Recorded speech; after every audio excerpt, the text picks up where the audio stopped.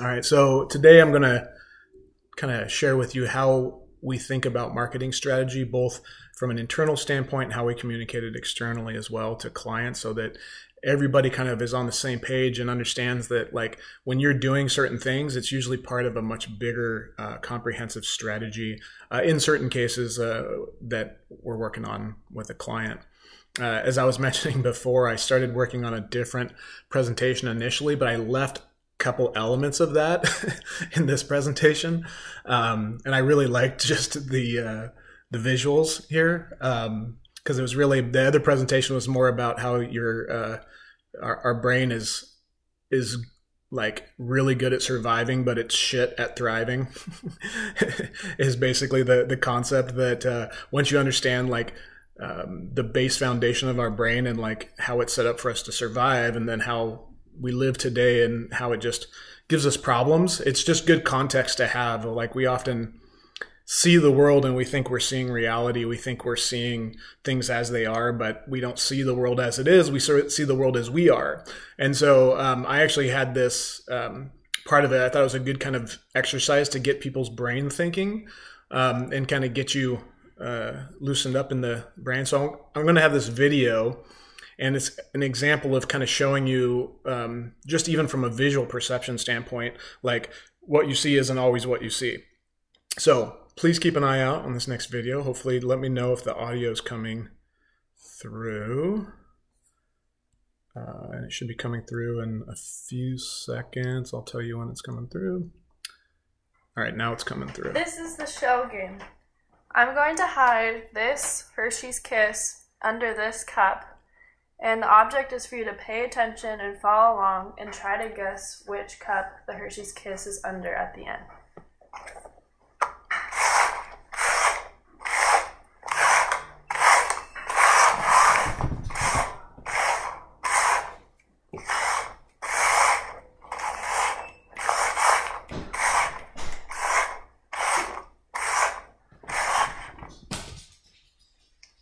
Try to guess if it's in the left cup, the middle cup, or the right cup.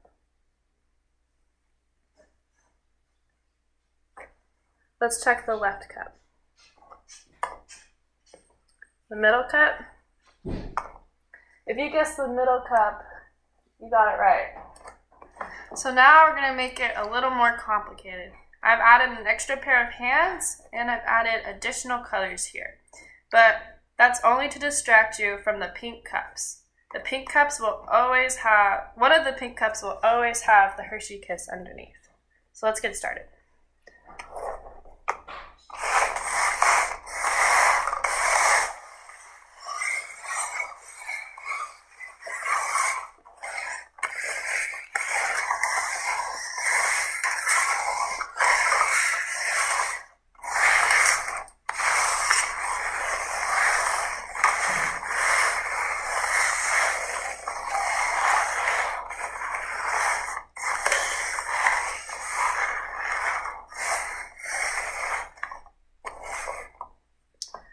So can you guess where the Hershey Kiss is?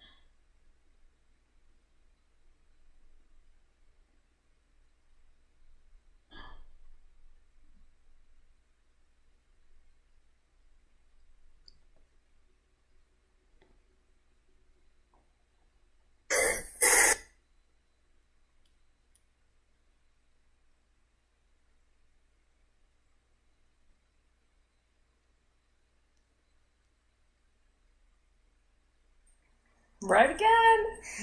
You're so good at this. Yeah, but Okay. So did you see any ducks in that video? no. No. During the video, a duck came out briefly.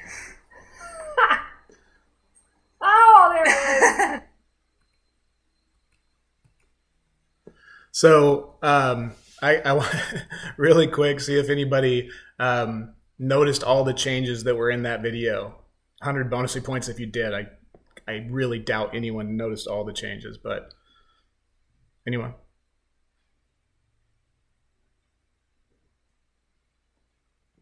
What about the duck? Did anybody see the duck? I thought I saw something different. I wasn't sure if it was a duck. I thought I saw some like other shape, but I was so focused on the one moving around that I didn't really pay attention to it. Yeah, it's I love this video because it's a great illustration and example of selective attention, and so I think it not only relates to understanding people better, but when you think about marketing strategy, it's really about capturing people's attention. And most people's advertising is like that duck. It just goes missed because in the scheme of things, we have so many different stimulus going on. We don't see all the things. And it just, these campaigns are missed. And so in today's age, many people are doing different things to grab people's attention and disturb their complacency so that they can get just a few seconds of their time. And it's really, I think, interesting from that standpoint that we don't necessarily see things as they are. We only have so much input power, and we're kind of primed to some extent to focus on certain things. By her saying focus on where the chocolate is in this cup, you're naturally looking to look at those and focus on those, and our capacity isn't able to take in all the things, the whole screen, and really be able to see all those different things as well. So it's a good exercise to kind of open it up and realize, okay, yeah, we don't necessarily see things as they are. We're going to see certain elements of different things. And I think that's important when you understand people and you're creating a marketing strategy, is that everyone is different. How you capture their attention is different. And at the end of the day, attention is by far one of our greatest powers, where we put our attention day in, day out. And it's also one of, like, from a marketer or a company standpoint, I think we need to think about it from a standpoint of being an honor to be able to have someone's attention. And we need to think about that and do so in a very trusted way, and get the right people's attention, first of all, and then make sure that we know those customers. So I'll kind of walk you through our methodology, and just in general, like our internal definition and kind of how we share with clients is, when we do a strategy, these are generally the larger strategies. Some smaller clients, we may not do all of this, but it includes the discovery, analysis, creation, documentation, and continual optimization. Key component is that the way we think of strategy is not a one-time thing. It's an ongoing thing that is constantly evolving and changing. So, and continual optimization of who, why, what, and where, which means there's a clear and detailed outline of who we're targeting. This can include things like personas and customer journeys, as well as the why, both why your company is passionate about this customer, right? Your story, your unique value proposition, your brand, or your purpose, as well as why the customer should buy from you. And then what are your goals, the KPIs, and how are you going to actually achieve your objective? And then where? What's the channel mix as far as where are your customers at, and how should we be prioritizing those channels in order to stay in front of those customers? So in a much more simple way, this is why we're doing it, is the purpose of developing a comprehensive customer-centered strategy integrated across channels, tactics, and teams is to make overall our efforts more effective and create an amazing customer experience for the end consumer. I've literally seen times where for us as a brand, the difference of having a strategy in place and really being evolved through that strategy to the point where we're starting to get brand traction at a much higher scale. And the same thing happens prior when you don't have that kind of strategy in place, and something happens when you do have that strategy in place. And those same small elements can have like 10 times multiplier effect when you have a really good strategy in place that's taking into all these accounts. And so it's not something that's overnight, but how we communicate it to our customers, because there's two things that are really important about a strategy. One is a strategy needs to be understood very simply. First of all, there needs to be a simple framework for people to understand it, because secondly, if a strategy isn't executed, it doesn't matter how good it is. And complexity is the enemy of execution. So if we can keep it simple, at least at a high level, we can move it forward on execution and make sure our attention is focused in these key areas. Now, obviously, as we know, when you get into the strategy, it's much more detailed and complex. But then it's about, you'll hear us talk, some of the language we use is 30,000 foot level when we're talking about the kind of overarching comprehensive strategy being the high level strategy, right? And then we might talk about the 10,000 foot level if we're talking about a specific tactic or channel strategy, where we're talking about a social media strategy, an SEO strategy, content, things like that. And then we might be talking about on the ground tactical things where we're actually doing the work, and it's the how, it's the process development and all those elements of that. So this kind of language provides, because when you're dealing with a CEO, you're dealing with a COO, you're dealing with a VP of marketing, and then you're dealing with web designers and SEO, each one has kind of a different way of looking at the information. And so each one needs the C-level needs the high level. And then other people are mid-level are going to need the mid-level that's like, okay, I understand what my team should be doing. And then the team needs the tactical, like actual implementation support in some cases. Not everyone needs all things. So all that to say that the simple strategy framework is know and love your customer. And what's interesting about this is these same things apply to pretty much any relationship in general. So when you think about it from that perspective, and I kind of compare most just psychology, whether it's group psychology or individual psychology, there's a lot of crossover. And so this is really about building relationships with customers. And one of the biggest things is to know and love your customer and really gain a deep understanding of them, right? What are their psychological needs? What are their behaviors, right? What channels are they interacting with? What devices are they using? What are their concerns? We talk about FUD a lot. What are their fears, uncertainties, desires? How do they make decisions? And then we want to gain strategic insights around the 4 C's, which we'll talk about a little bit more, but are customer, company, competitor, and channel. So we'll dive into that a little bit as well. Once you know and love your customer, then you can align your strategy around that, right? Because now you know all the elements about where your customer is. So the way I often say it to a customer is, if you know the path of your customer, you know where they're going each day and where they're spending time, how hard is it to get a message in front of them? It's not that hard, right? And now if you know your customer on a deeper level, what their wants are, what their needs are, desires, how they make decisions, etc., then it's about creating the right message. And then you can get the right message in front of them at the right times and places, right? So that's really about doing a lot of the work in a strategy is done up front in that customer insight stage where you really get to know and love your customer. And when I say love your customer, obviously I'm not talking about love your customer in inappropriate ways. I'm talking about just the general, like, gratitude, being appreciative, really loving people in general as just their intrinsic value is one component of it, of course. But when you have that gratitude for your customers, you're naturally going to do the things you need to do in order to serve them at the highest level. So when you're in a relationship and a customer, business relationship, and you have gratitude for the other person, that will grow and evolve. But if you have resentment because customers are calling you and you have resentment towards and that grows, that relationship will eventually break down, right? So it's kind of simple from that standpoint to understand those focuses.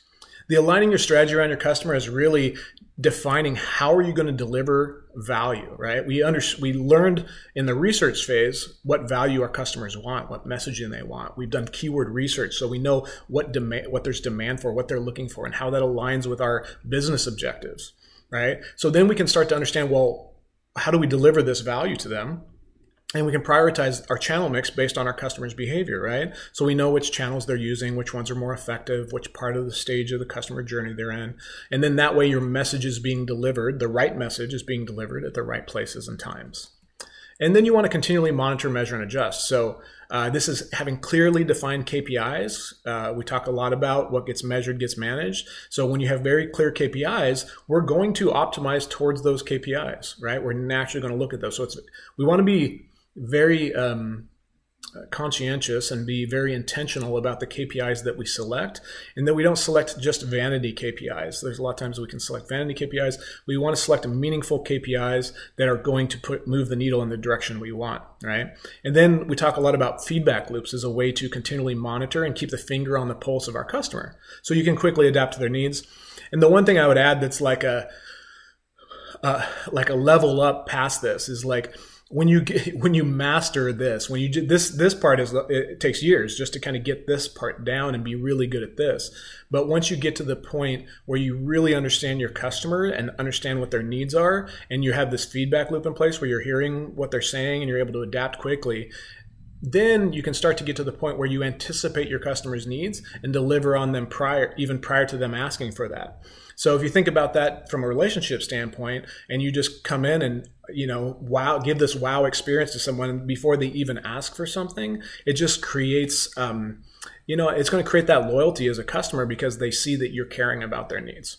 So that's the simple framework. Obviously, each one of these has a lot more detail that we'll go into. And I want to give a little more context around what I mean by customer-centered strategy, because when we start a customer-centered strategy, it means that everything is dependent on the customer. Now, you can have many different customer segments. We might be developing strategies for an internal customer, or it might be an external customer, right? Really depends on the business and what the main focus is at the time. And when I say internal customers, I'm talking about employees, things like that, shareholders. Could be different types of customers there, or in customers. Could be wholesalers. We have a lot of different ways where we set up different segments of customers by demographic and different groups as well. So, but now there's another ring that we like to look at as well, is what we call endorsers. So endorsers are things like publishers and media that might actually mention you or endorse you, that are in your industry or that are sought after, that are going to help build your brand and credibility and get you in front of the right customers. The people that influence your customers, right? So who are these influencers? And even your customers. So we want your customers to endorse you as well. And sometimes it's even your competitors, your peers, and then vendors as well. So there's a whole list of endorsers that we can think about as far as building that brand equity up over time. And then you have community. Is like, how do you want to build a community over time? How do you want to be involved in the community? And there's a lot of different elements that you can do there to kind of create community. And this all plays into a larger strategy. So I love this quote from Peter Drucker. Some of you guys have probably already seen this in other presentations I've done, but it's, the aim of marketing is to know and understand the customer so well the product or service fits them and sells itself. And that's really a big part of marketing, and I think that businesses miss is there's times when there's misalignment in the product or service they provide, and they need to be working on adjusting that to meet the customer's needs at the same time as obviously getting the messaging right, because there needs to be alignment in those two things as well. But a big part of it is if you create a great product and service, that in and of itself is going to have a lot of weight. But obviously, clearly, there's many companies out there that have a market that don't have a great product and service as well. So the 4 C's, and I'm just going to touch on these quickly, as I mentioned, are customer, company, competitor, and channel. When we're diving into that know and love your customer part, which if you think about it is basically insights. So it's like understanding insights. It's developing your strategy, taking kind of action, and then adapting over time. And so that applies across many different areas. And so in that insights section, we want to get insights on the customer. And a lot of that can be done through audience research, really understanding demographics from analytics to keyword research to interviews to surveys. And I'll give you an example actually a little bit later of some of the stuff we've done with clients around this as well. And then you want to understand the company, because really this isn't about, in most cases, it's not marketing to all customers. It's really about understanding that individual company, their own identity, and what unique value they provide. So who are they a match with, right? Because a lot of companies these days aren't targeting, they're not trying to target all customers. They're only trying to target a specific segment of customers that they're passionate about or that their product is developed for or whatever it is. So, how are they serving those customers, right? We want to make sure obviously they're serving the segment that they are passionate about, that they're serving them with integrity, of course. But what is their identity, vision, values, purpose, like understanding their product, understanding how they stand out against their competition, really diving in, doing a competitive analysis and understanding like how are their competitors what are their strengths? What are their competitors' weaknesses? So we can actually work on that. What are those opportunities and what are the trends over time? And then there's the channel and platform insights, which as a group, we bring a lot of that to the table. And a lot of the strategy is us kind of coming in with understanding exactly how our customers interact with that. But we also do additional research when we're looking at the customer to understand, hey, how are they interacting with these channels for this particular customer? It may be different than another one, right? So we want to understand those unique insights and behavior depending on the channel. I give this quick overview of some of you guys have probably seen this, and when I first developed this, these are actually behaviors, but they overlap quite nicely with channels. And so what we're looking at here is when we're developing this is customers who are searching for something, right? So they're looking for an answer to a question. They're looking for a company, product, or service, someone to solve a problem. They might be looking for a specific business. They might just be hungry. They might want to help their child with a question, whatever it is, right? But they actually are searching, right? They're out there looking for something. And then you have people who are being social, right? They're just interacting with other people. They're congregating in groups and communities, things like that. And then you have direct, where you're reaching out directly to the customer. They're reaching out directly to you. Obviously, when you look at this from a channel perspective, search is generally a high intent channel when someone's actually looking for the product or service you offer. The general rule of thumb here is if there is a high demand, there's a high search volume for your product or service, then search is going to be a really high value channel for you, right? Because these are people looking for what you offer and you want to be there because they want, if you're a fencing contractor, you want to show up when they're looking for a fencing contractor in their area. Right? And then couple of general rules of thumb with social is the more social your business is, the better social media is going to be for you. Understanding that these rules of thumb are just general rules of thumb and there's always creative ways to break the rules. But that's a just general rule of thumb. You're going to have a spectrum on one side of day spas, events, restaurants being very highly social. And then you're going to have other things that just aren't as social. People are not going to want to talk about quite as much, right? And then you have direct, where you're reaching out directly to them, they're reaching out directly to you. Generally things like text messages, push notifications, email marketing, automation in general. So there's a lot of different things there, but that's kind of the general way we talk about these. And so all of these overlaps and the visualization of this is important, and I'll get into that in a second. Because part of this is when we're actually providing a visual context, this helps. I started drawing this on a piece of paper, basically, I want to say 8-9 years ago, and you're sitting in front of a CEO and you're telling them all these things and their eyes are rolling in the back of their head. And I draw this down on a piece of paper and then all of a sudden they get it. And I didn't really know why. It took me forever to realize that just the simplicity has power and the visualization has power, right? So this is this is an example of one business that we sat down with, and you might think that this is a small business. It wasn't. It was a very large business, and each of these circles represents kind of their presence or focus in these different areas. The lack of overlap means that they're not really working together to be efficient from that standpoint. And then there's the alignment of kind of this general cross-channel element. So this cross-channel element is things like how is their website playing a part in this? What kind of content or value are they creating? And is that aligned in these different channels? User experience, CRO, brand messaging, PR, reputation management, and measurement. How is everything being kind of measured across all these different channels? And while some of that was there, it wasn't clearly aligned in different channels. So these aren't really all centered together. There were some email marketing campaigns that went out occasionally. None of that content was being utilized in other areas like social or published on their website. It just wasn't very good. They had some brand equity and search for their brand, but they had never really put a lot of focus there, right? And so that's kind of looking at it. Someone told them at some point, hey, we need to be doing social media. So they put a lot of focus here, but they weren't really sure if it was having any impact for them, right? And we, as many of you know, we see this more often than not with not only small, but many large clients as well. And so what we do is come in and create a more recommended strategy. And part of that is breaking up and coming up with a visualization to kind of illustrate what that should look like for them, right? And when we're thinking about it from a comprehensive standpoint, right, in their case, the highest area that was driving conversions for them, even though they didn't have a big focus there, was search. And we saw from competitive analysis in their industry, we saw from demand that search was going to be the highest channel focus for them. So the the circle here represents to some extent where their focus should be and what kind of presence we want to have in search. We want to grow to be to that area.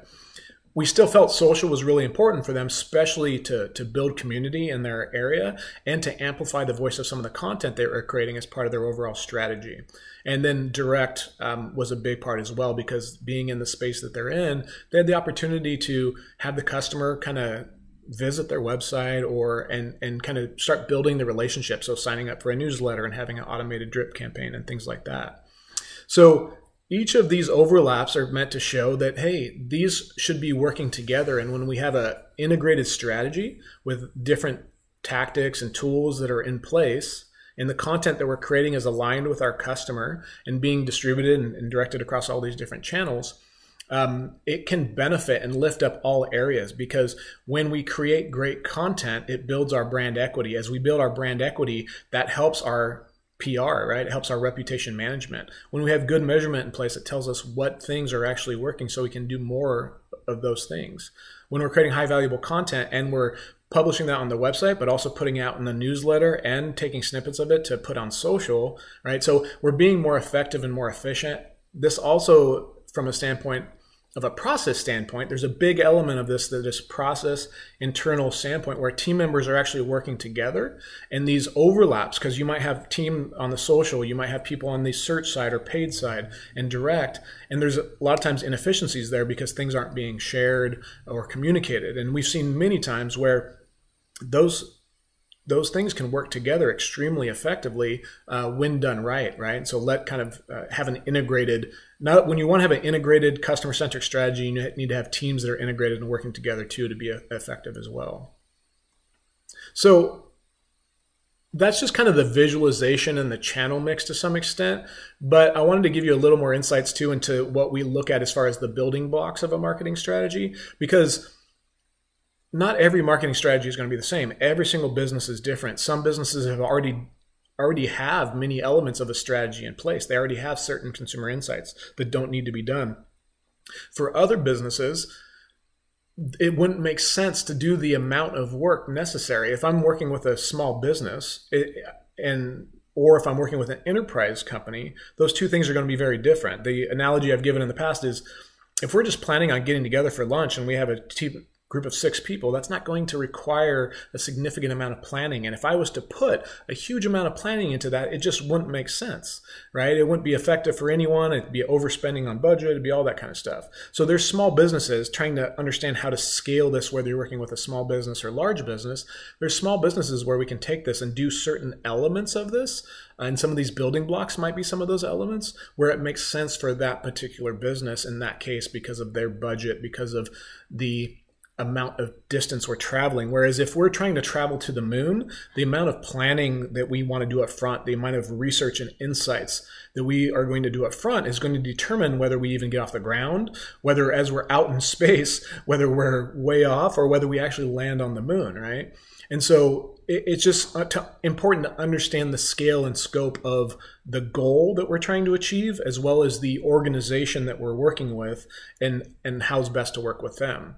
So that's where some of this can get challenging when we're looking through all this and implementing it, is like, hey, we can do all of these things, right? And this is just a short list, right? This is just the short list of some of the things we do, where we might be doing deep audience research, creating personas. We might create a customer journey or do in-depth competitive analysis to really uncover all of these huge opportunities and insights for businesses, right? We might be doing specific channel insights where we're researching for search or social or things like that. Keyword research, right? There's unique value proposition, primary messaging. So all of these different elements can come into play. And so what we tend to do is work in more of a building block setup where it's like, for this particular client, we're going to add these different elements in, because maybe at the enterprise level, they've already have really strong personas and customer insights. Or maybe for this particular business, we're just going to do more of what we would call a shoestring strategy, where it's a very small business, and we're just going to really, from our knowledge, kind of build out some of the main elements and not do as much in-depth research, because that's just what makes sense for that particular business, right? And for some of you who haven't experienced this, I know there's many people that have been part of this. The UVP and primary messaging process is one that we've done with a lot of clients, and it's super, super valuable. And this is just a breakdown of just one of those elements in that specific process for the UVP and primary messaging. So for them particularly, and a lot of people have been involved with this. I think Kelly, Trisha, Kyle, Maddie's been involved. Jason's been involved on different sides. So I think Miko's been involved in some elements as well, some of the UVP and primary messaging. So, but it's been really good as we've gone through this and really refined the process. But these first 3 sections are really diving in, and first UVP stands for unique value proposition. And the goal of this overall exercise is to really understand the customer at a really deep level, understand their psychological needs, and understand the company, right? So understand the unique value that the company provides, and to be able to communicate that in a very succinct way that elicits action from, elicits some emotion and action from their customers, right? It connects and resonates with them and convinces them to take action, right? So part of what we do on that is after we dive into this kind of deep discovery, we brainstorm, we come up with different messaging depending on the specific instance. We'll kind of brainstorm a lot of different things, and then we'll make a recommendation to the client as far as, hey, here's what we're thinking as far as updating the messaging. We'll get feedback from them and kind of present that, right? And in some cases, the client will do this. In other cases, we will do this, and we like to do this because it's great to come up with something that we subjectively think is awesome because we created it. It must be awesome. But what we want to do is actually test our theory, right? And say, okay, we think this is awesome based on everything we've done, but let's actually measure that. So we would implement some of that messaging and then A/B test it, right? So then we start to get objective data saying, hey, this messaging is better than this messaging at getting the customer to take the desired action, right? And so we'll A/B test it and have something like this where we have the baseline conversion rate and then the test change in the new conversion rate, where in this particular case, the new messaging, the new experience there created more than 100%. Well, in this case, it's almost 100% higher conversion rate. From that standpoint, you can see they had 5 conversions here and 12 conversions here, but there's a little more traffic, right? So the conversion rate 6.52, almost not quite double the 3.47 conversion rate. So this can have a major impact for a business. And what's cool about this is gaining that deeper understanding of the customer and then testing that. Now it gives them confidence to think about how do they align that throughout their entire process. Because think about it, if you come to a website and it's got this great messaging and then you come through to sales and sales isn't speaking the same language, you're kind of like, oh, okay, it looked good up front, but maybe they are just have good messaging here, but they don't really follow through, right? So you want to make sure that when you understand the customer and you have those insights, that it's vertically aligned throughout the entire organization. So you create this great customer experience from initially getting to know you as a business and experiencing how they experience on your website, load time, how they interact, if there's errors, all that, to actually engaging with you and then working with maybe a biz development person, a salesperson, where they're speaking the same language. They also seem like they understand you and are saying the things that are important to you. Right? So then you're actually aligning with your customers' needs throughout the entire organization. So that's why it's such a powerful, powerful thing. And this is one thing we did really cool for Recording Connection. And I still love this. This was super effective for them as we went through and changed their messaging and came up with something that really was focused on their customer and really touched at the emotional center for their customer of really what they wanted to do. And obviously the business they're in, it has a nice tie-in with Amplify, but Amplify Your Life, right? Because they're about turning their passion for music into a career. And we have enough messaging here to create enough interest but not overload them with information so that they can take action. And testing this, we saw a significant uptick. We did other tests too where we changed apply now to get started. That had a huge uptick as well. So that's just one example.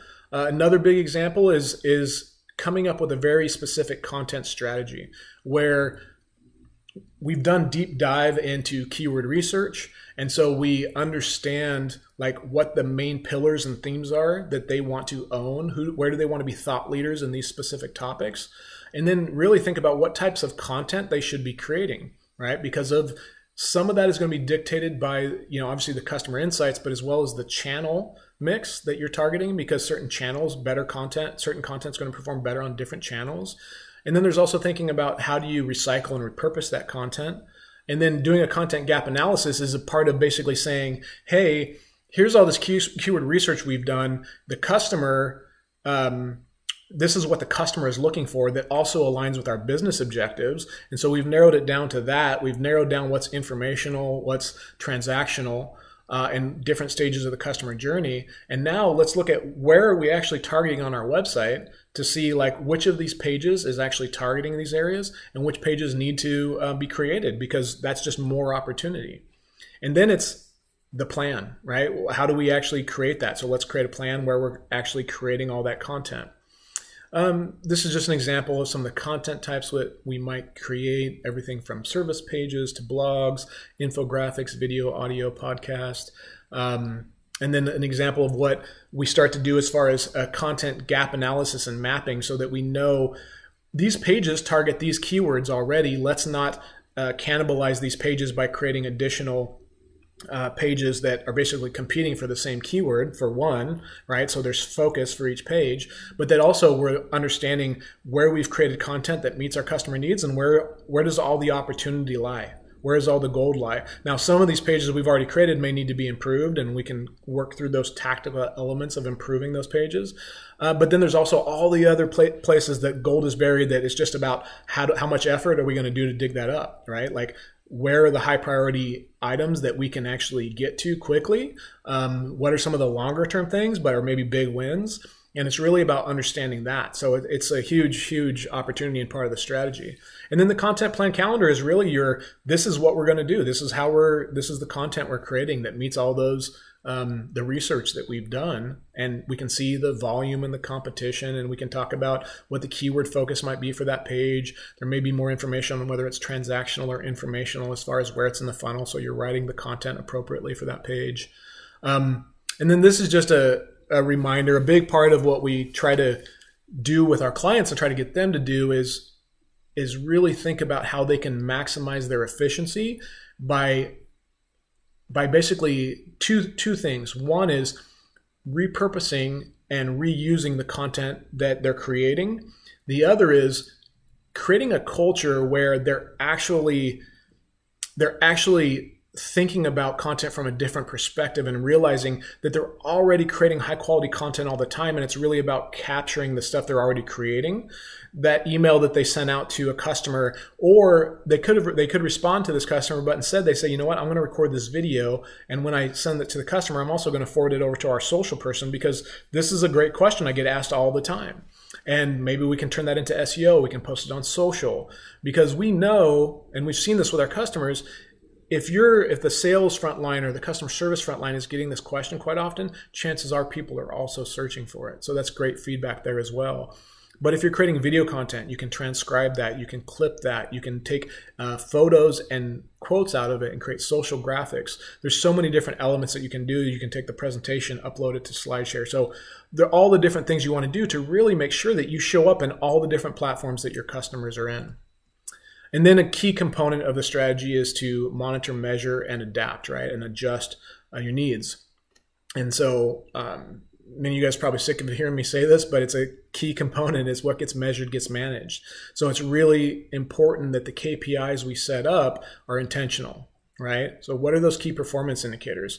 And this is just an example, but it's going to differ in every situation. For a strategy we created for one client, it was about their internal customer. And so that was more about organic traffic to specific pages for recruitment. right? Or it was more about how many interviews, how many submissions as far as job openings and resumes they got. We also presented the idea to them of diving in deeper and really looking at that satisfaction as a metric, and how are they monitoring that? How are they retaining their team members?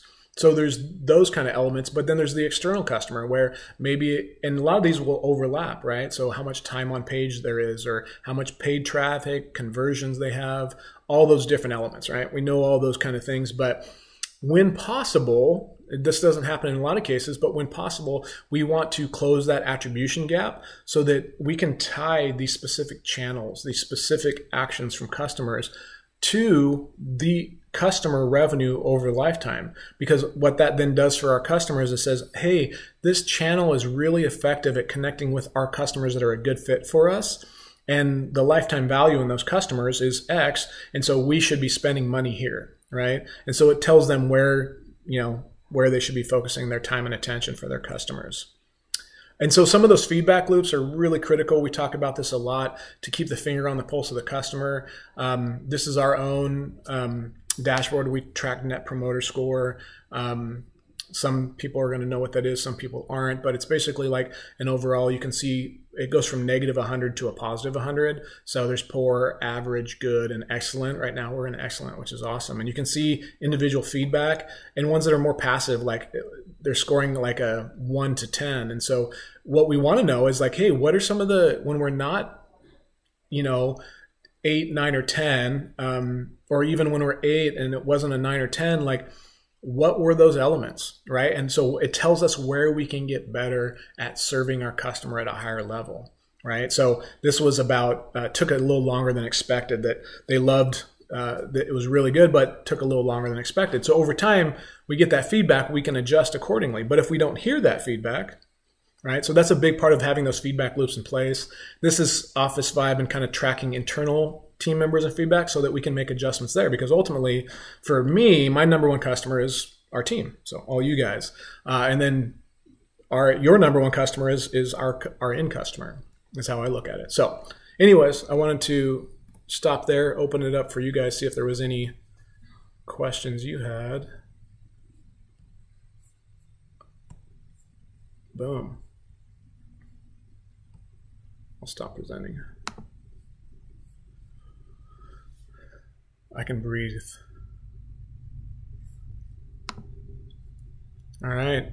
Any questions, comments from the gallery? I know many of you have been involved in the process in the past for different things, and I don't know if there's any elements that I mentioned that either stood out to you, or things that, like for clients specifically, that you saw in your experiences that were valuable, or any questions you have just in general, because I know this is like that high level, and so sometimes it's important to communicate what level we're on. Like I try to say that with clients and mention 30,000, 10,000 foot and like tactical, just so they kind of understand a little bit of where we're at when we're communicating about a certain thing, and so that people have that additional context when making certain decisions and moving forward.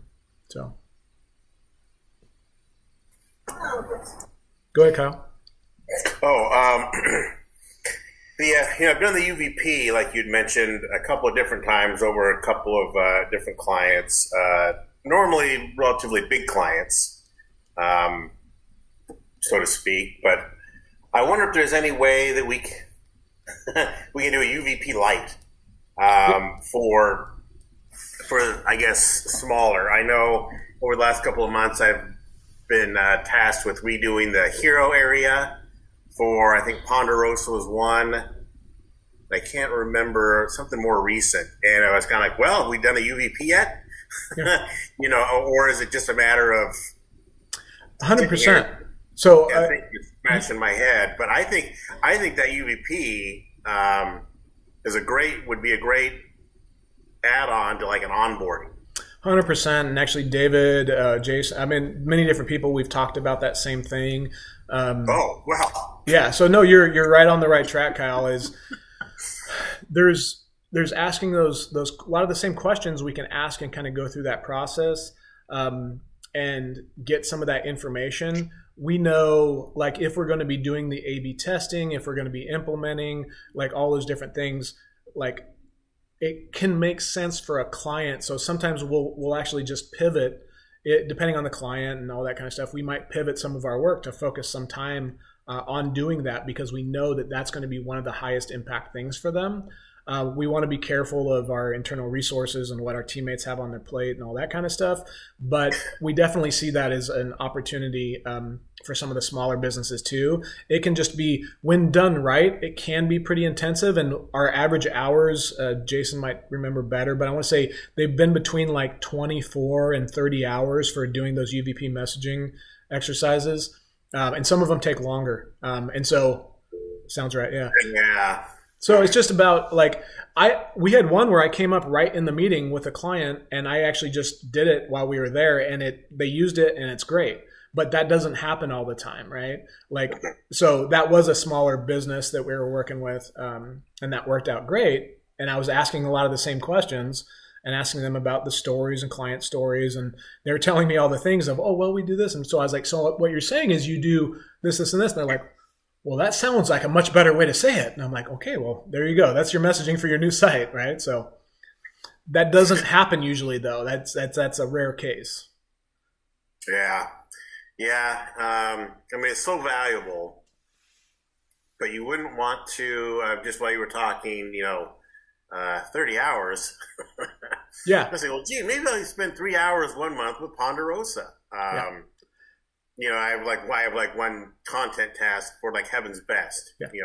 3 hours a month. I figure, man, maybe we could jam out a UVP real quick, but not quite with that budget. But I don't know if there is even a way to pare something like that down. I mean, because you kind of need the whole deal. Yeah. You kind of need the whole enchilada.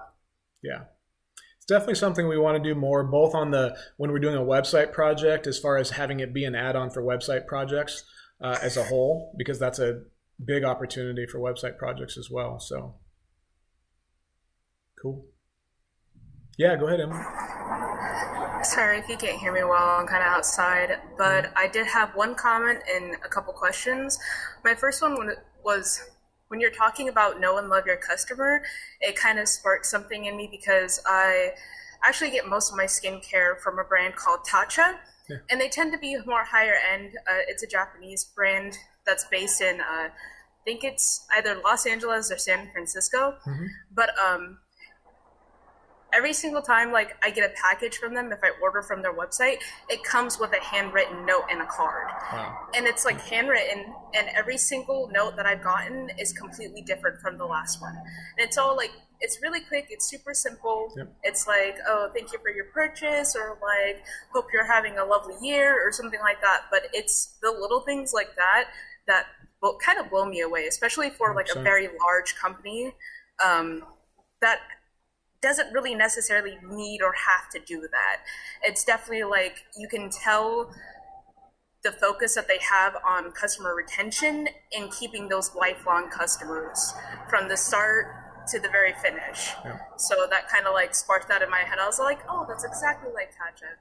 But I did have a couple questions. You were talking about customers and about the customer is the center of the marketing strategy, the endorsers, so the media, influencers, customers, peers, etc. And then you were also talking about community. So I know Webfor in particular is very about our local community in the area. Could you also say it could be a local community, just like your customers in general from a large range and large area, or also like your industry community? Like, so the other, I could say not customers, but other companies within your industry that aren't like directly competitors, could that also be like considered community? 100%. So like, I'll give you a few examples. Industry associations, like I'm on the board for the chamber, right? That's and there's 1,500 businesses there. That's a big part of the business community, which also aligns with our customers and some of our objectives as far as serving the youth. There's a lot of things we do through there that that we meet multiple objectives through. And then there's the SEMPDX, which is an industry association. That's something that also is a big part of our community, where we work with a lot of our competitors, peers, other people in that space, as well as things from that area.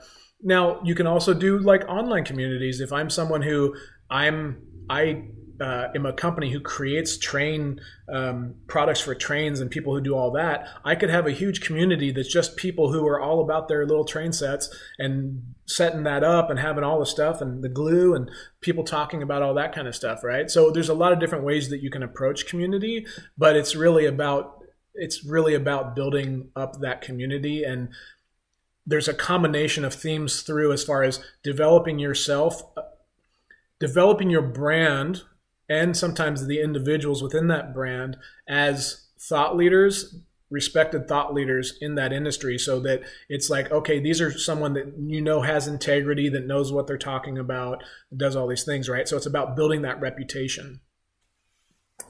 Sweet, thank you. That actually like answered more than just the initial question that I had, so that's awesome.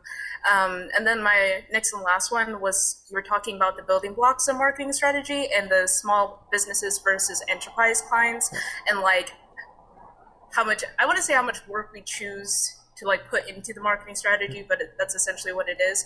And like, I'm kind of wondering, even for those small businesses that don't require as much like initial work put into their marketing strategy, do you think Webfor in particular kind of sets up the building blocks for future growth for these small businesses when it comes to their marketing strategy? Or is like that something that you want to implement into the future? So I think I understand the question. I think so. There's a lot of different elements that come into play there. One is what the customer wants to spend money on. A lot of smaller businesses are not going to want to put the effort and the investment into developing a comprehensive strategy that's going to be $20,000, let's say, right? Like they're just, A, may not have the budget. B, there's like, we need to move forward. We need to move these things forward.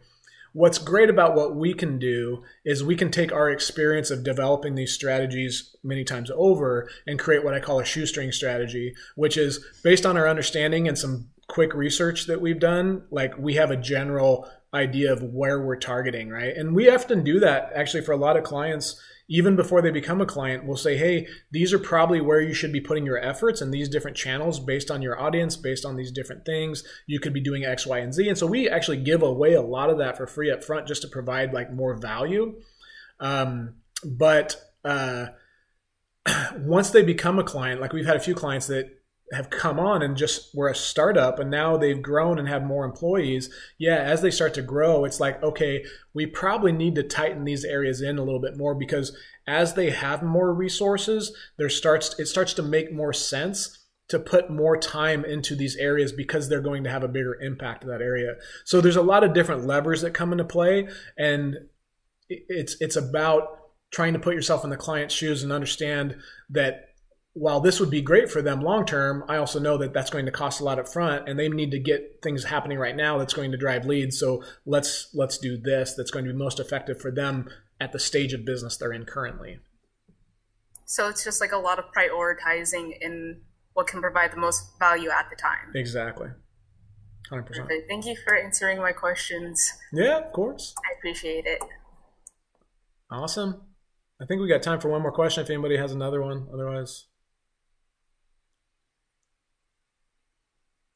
Cool.